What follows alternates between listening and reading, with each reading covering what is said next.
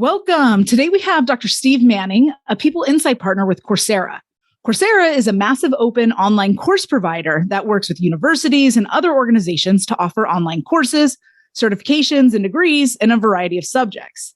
In his role, Steve is responsible for managing and analyzing internal employee data, which consists of behavioral survey and performance data. He then shares his insights with decision makers within the company. Steve, welcome. Thanks for having me, Janet. Excited to be here. Yes, we are very excited to have you. Why don't you give us a little bit of a preview about, so I read this description of managing and analyzing the internal employee data. Do you want to tell us a little bit? What does a typical day or week look like for you? What is it that you spend your time doing at your job as a People Insight partner? Sure. Yeah. So as you mentioned, I'm the People Insights partner. So I sit on the People Insights team. Our job is to really manage all of the data that exists in the organization for new employees. So day to day, week to week, my job can range from everything from cleaning data that we have, making sure that it's accurate, making sure that we engage in proper change management, that when employees go through changes, we capture that correctly in our systems. Connecting the data between the systems so that we're able to talk about what's in our HRIS, like Workday, that houses all our, your core HR kind of stuff with our survey data and our performance data. So we can put that together and get some better insights about it rather than looking at them in silos. So that's a big part of it, sort of data prep in order to get everything ready to go. Then it's anything from running some statistics on our data to get some insights, and then reporting that in dashboards. So we also build some dashboards for stakeholders so they can view what's going on. Everyone likes graphs and charts and seeing things in a way that makes it way more clear really fast. So that's what we do. That's really the day-to-day, week-to-week. And then there's also, survey projects that come up. So we come up with survey questions and make sure that they're measuring what we expect that they're measuring, things like that. You know what I'm dying to ask, since I teach stats to undergraduates, what software are you using to analyze your data? So I use R to analyze it. So huge benefit is that it's free. So that's a good reason to use it. And then it's a quite powerful tool. So even for some of our data cleaning, I run it through R because with the syntax you're able to write, it gives you a good, something that you can repeat every single time, and you know exactly what you did to clean the data and make it look right. So everything is pretty much done in R and Excel. There's a lot of Excel that goes on too, which is less stats, more, but like correlations and things like that can run in Excel quite a bit. Yeah. So your job sounds very like data analysis, sort of heavy. Did you always envision that was the kind of job you had? When you went to graduate school, did you know that's what you wanted to do? When you were, sitting in some of the seats that our undergrads are sitting in, being like, this is what I want to do when I grow up. Like, is this what you imagined? Did you imagine something different and you ended up on this path? Like, how did you get here? Yeah. So big question. Right. Not at all what I expected to do. So when I was an undergrad, once I found out about IO, I really wanted to be a professor. I wanted to teach.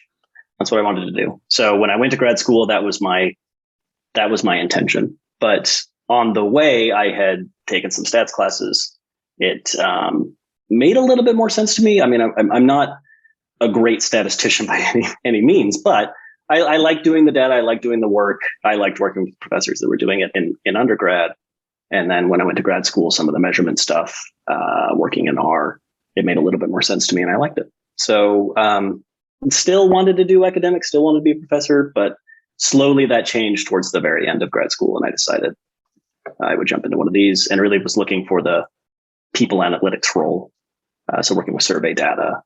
When I did my internship, survey data was a lot of fun, measurement. And then building dashboards is tedious, but sometimes kind of fun when you build something cool. Have you had this job since you graduated? No. Have you had other jobs, and how do they compare and contrast? Yeah. So previously, I was at Symantec. It doesn't exist anymore. Now it's Norton LifeLock. It's different now. They do cybersecurity. So you may have a Norton antivirus on your computer. That's what they do. Symantec was the enterprise. So it's the antiviruses for companies. Anyway, so I worked for them. They were a much larger company. They had 12,000 employees. So it was big. Yeah. And I worked on a bigger team because it's a bigger company. And my manager at the time was a experimental psychology PhD. And so kind of understood more about what an IO psychologist does. And so in that one, I was doing a lot more survey data. It was just basically survey data across the org, not as much data prep or any of that. It was just, hey, this organization has a question. For example, our sales managers or our sales people are leaving at high rates. Why are they leaving? And so we go deep dive into the data and see if we can figure out why. In this job, I've been at Coursera for about 2 years. It's a much smaller team. It's a much smaller company. We are up to about 1,200 employees now. So quite a bit of a difference. So they did not have a people insights team when I joined. I was the one that created it. And so for that reason, there was a lot of foundational work that needed to be done. There's a lot of data cleaning and making that all work. So what I work with now is a lot more broad. I do a lot more of kind of everything because there's just me doing it. Okay, two things. One, you said you wanted to be a professor, but you decided not to, which I can't but help take slightly personally since you were my graduate TA when I was a teaching fellow at Colorado State, and I hope I didn't scare you off of that role. But beyond that, and in seriousness, I'm curious about like the skill set that drew you to your job and less towards professorship, because I think students have to spend a lot of time thinking about like, what do I want to do and what are the skills that I want to pursue and how do I decide which ones I want to pursue? So I'm just curious about like, was it you were doing internships that were exciting to you? Was it just you got to practice skills that you didn't realize you liked? Like what was it that you were sort of on a path-ish one way and you took a right turn? And I'm just curious if you can tell a little more specifically about what that was. Sure. Yeah. So as a graduate teaching assistant, that got me more interested in academics. So just put me in the right direction. I did end up teaching a couple courses at CSU in the management department, and then obviously some online courses as well for the IO program. So I did more teaching, but I decided sort of later on that I really liked teaching. I didn't as much like the research, building theory, and things like that. The research process, I got some experience doing that, and I found it very tedious. So I was looking for either a teaching organization or like a balanced program, which limits what's available, right? In terms of those positions. So just to make sure that academics was exactly what I wanted to do, I did an internship before I graduated. Right near the end of, I think that was in 2017. So right before I graduated, I did an internship with ACT. They do it's like there's the SATs and the ACTs, right? College entrance exams. So I did it with them, and they had a non-cognitive assessment that they were doing, and had some measurement data for me to dig through. And I really, really enjoyed it.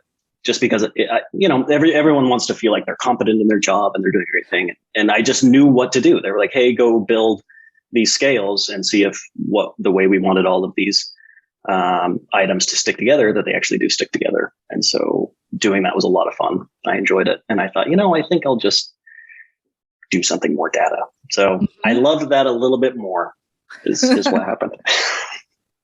Well, that's a fine reason. One of the things I want to ask you about your current job about, one of the things that we've been chatting about is like you look at different types of data, survey data, for example, performance data, behavioral data. Can you tell us, I think one of the things that's hard for people to conceptualize is data just doesn't appear in a computer out of thin air. It comes from a source, right? Someone answered a survey, a boss gave an annual evaluation to their employees. Where does your like Coursera, like where does that data come from? When you say, oh, I cleaned the data, like what data are you talking about and what are you doing with it? And what does that look like? Yeah. So it comes from that is a big challenge with data, is that it comes from all different systems. So we have our HRIS. So that's where, your standard HR data is held. So this is the employee, this is the day they were hired, this is the position they have, that sort of thing is in the HRIS. Then we have a survey tool that's a different program with a different company that they have their own ideas about how to extract data, how to house data, how it should look when you export it, things like that. Then we have a performance tracking system, an applicant tracking system, right? So these all come from completely different systems. And when you export them, the data, they don't really look the same across the different systems because they have different ideas about it. So one of the big tasks was to make sure that every single system that we have has a key for each employee. Each employee has an employee ID, and that key is the same across all of these systems.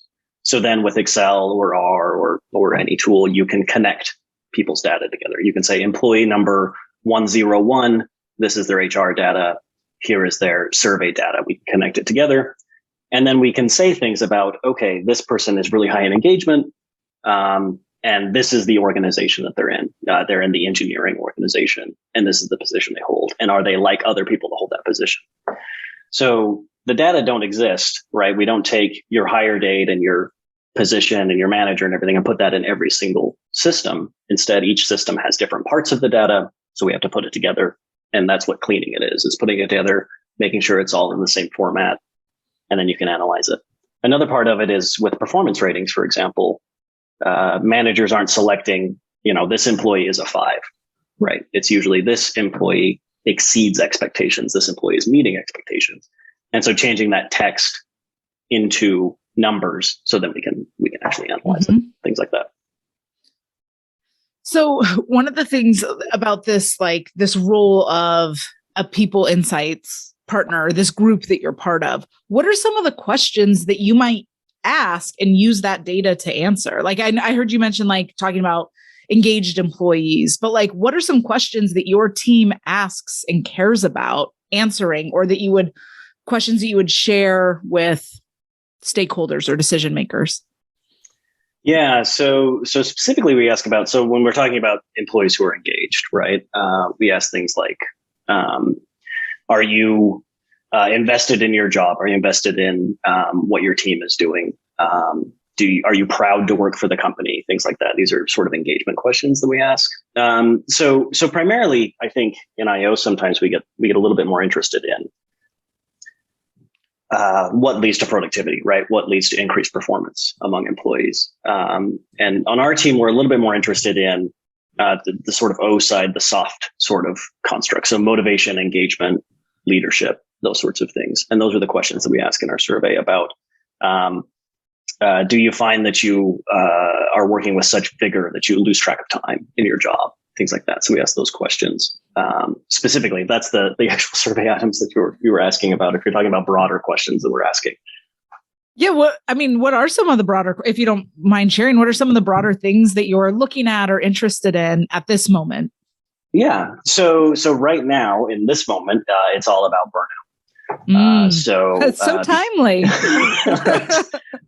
So with the pandemic, folks have been really, really productive actually in our job. We switched to remote and we kept working.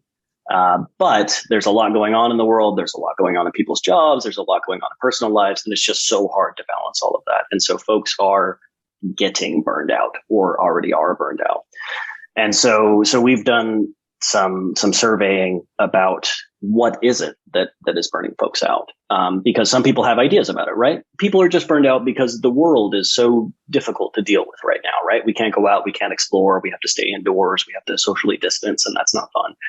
And other people are saying, well, no, the work is a lot harder than it used to be. We have to do all these Zoom things. You can't connect with people in the hallways. You can't do the chit chat. And so surveys allow us to, you ask the employees, what is it that's burning you out? And then we can make decisions based on that. So one of the things we recently did, we closed down the company for a week, just at the last week of last year.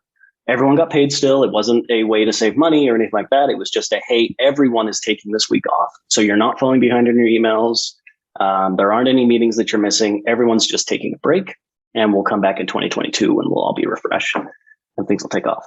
Turns out it's still tough, but we'll also measure and see if that helped. If folks, felt like that helped them out with the burnout. Mm-hmm. That has to feel, one of the things that I think has been in a lot of these conversations I've had with folks is sometimes what can feel like a disconnect between the work you're doing on a day-to-day basis and it leading to decisions or outcomes, right? That even if you make a suggestion, it doesn't always go. That kind of has to feel good, though, to be like, hey, we're seeing this trend of burnout and being part of a company that takes an active step to address that. That's pretty cool. Yeah, that's been a big thing, actually caring when the employees say, hey, we're having a hard time, instead of just saying, get back to work. It's, oh, okay, what can we do to help? Which is great. I mean, and I think no one in the audience is going to be surprised to hear just how salient and how relevant burnout is at this moment. And to know that there are people in organizations studying it, trying to address it, et cetera. Do you, which leads me to the next question, do you get to have a hand in the suggestions of how to deal with it? Or are you mostly on the, here's the patterns we see, here's what they're saying, and then other people decide the best way to deal with the trends that you see? Or do you get to make suggestions? Like, where are you from analysis to sort of suggestions? Where are you on that spectrum? Yeah, so I'm mostly in the analysis, right? So it's finding out what the trends are. So folks aren't, people have a tendency to find the information they want to see in the data, right? And so I'm trying to just say, hey, look, this is what it really says. Let's put away our biases for a moment and see the data. And I'm able to, based on these trends, these are sort of the top things that maybe we should do. But I can't say this is the thing we need to do, right? I'm not the decision maker, but I am able to suggest, hey, here's some things we want to do. The executives, actually decide that sort of thing. So along with my team, once I'm primarily doing the analysis, we meet with the team. We talk about what suggestions we're going to present, what makes sense, what maybe won't make as much sense, and then present those to the decision makers to do it. How do you communicate how do you communicate? What's the primary mode of communication of this data? Is it you're making PowerPoints and presentations and you're doing it maybe not in person, as you said, you're remote, but virtually, and you're doing it synchronously? Are you giving them reports? What is as I think about the skills of an IO psychologist, how is it that you are communicating this very technical information? Like you said, that people will find what they want to find. How do you preserve the integrity of the data and communicate that to people who maybe don't have the background and stats that you have? Right. So all of those things is what we do. So for ongoing data, for things like, hiring rates, terms, our annual surveys, those are done in dashboards, right? So a lot of charts and graphs to kind of show what are their numbers, where are our trends going, here are our forecasts for head counts, that sort of thing. But then for the more sort of deep dive projects or sort of ad hoc projects that we have, so for example, this burnout kind of came out of the employee survey that we had and decided to do sort of a special project on that. That involves making a PowerPoint presentation. And you have to be very careful because you want to lay out a chart that will make sense almost immediately, right? Folks should be able to look at it, understand exactly what you're saying. But then you also want to you put in some talking points that you say while you're presenting that information to make sure you're guiding them in the right direction. Here, understand what it's saying. Let me tell you what this really means before you start making your own conclusions about it. So that can get a little bit tricky, but a lot of it is dashboarding, obviously, and then PowerPoint presentations for the most part. Folks don't, what have I experienced anyway? If I put together like a 30-page research paper, all text, they're not terribly interested in that. It's all about charts and graphs. Tell me the information as quick as you can. Maybe give me a text headline. That's the most I can get out of folks, and the rest is talking. Mm-hmm. So the burnout, the work that you're talking about with burnout was really interesting. Are there any other projects? And it doesn't necessarily have to be with your current company. It could be a project you've done in the past. You mentioned some work with ACT. Do you have any other projects that were particularly memorable, that were either fun or interesting, or you're like, this was really beneficial to you or to the people who were receiving it? Do you have any other projects that you want to share? Sure. Yeah. So I'll talk a little bit about data prep, and then let's talk about more that's in line with what we've been talking about already. So at Symantec, I mentioned sales folks were leaving at fairly high rates. They were a little bit concerned about that. And so the thought in the organization was, when they came to us, they said, hey, look, our salespeople are leaving and it's because they're not satisfied with their comp. We're pretty sure that's what it is.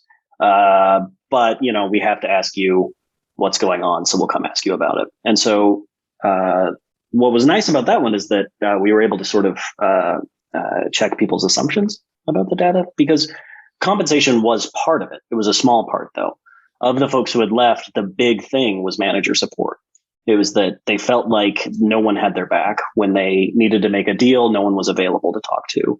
And these were the sort of things that really sort of made it difficult for them to do their job well and to then meet their quotas. And then they weren't able to make their compensation because they didn't have anyone there to help them out. And that's something that they hadn't considered. And we were able to show in the data, the folks that are leaving, this is really the issue. This is really why they're leaving. That's what they're saying. So that was a little bit better to kind of dig into the data to check those assumptions. Okay, so you didn't know this, but you secretly hit on something that I get kind of soapboxy about when I teach IO or when we talk about IO, is that it's the reason why you want more like different types of like data collection. And because sometimes people's perception of data, or like, oh, we know it's comp, like we got this, we know it's comp. And you're like, yeah, I mean, maybe it totally is. And unfortunately, I think sometimes even from and this is what I get soapboxy about, is sometimes people say it's one thing, not realizing it's actually other things, like manager support, right? We know how big of an influence leadership and management has on people's experience at work. And people will put up with a lot for a great manager, and they will put up with a whole lot less for a manager who they perceive as not supportive, or like you said, not available when they need it for deal making or what have you. And so for me, I'm like, I kind of love that story, because it's like, yes. And this is also why you need people who specialize in this kind of thing, like IO psychologists, because it is our job not to take things at face value and to dig into it and to figure out what else is going on. Because the reality is humans are complex, right?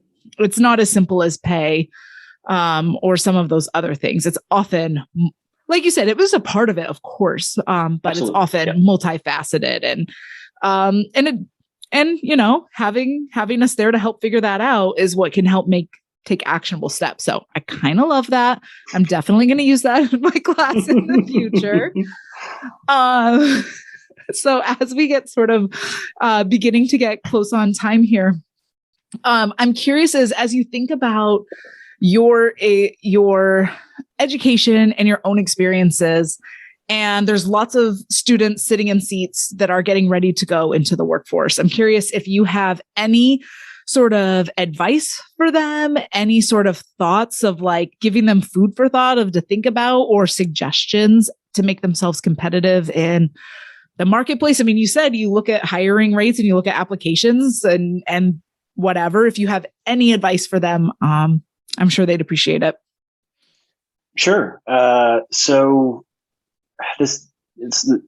maybe I'll talk about something that's a little bit easier. Get to know your professors. I think that was a huge thing that helped me out in undergrad. Turns out the professors are people. And generally, if you're trying and you're working hard and you want to get to know them and maybe help them do some research or something, most professors are quite open to that, which shocked me. It shocked me that I could reach out and be like, hey. And even I was in undergrad, it was, hey, I'm thinking about grad school. I think this might be a profession I'm interested in.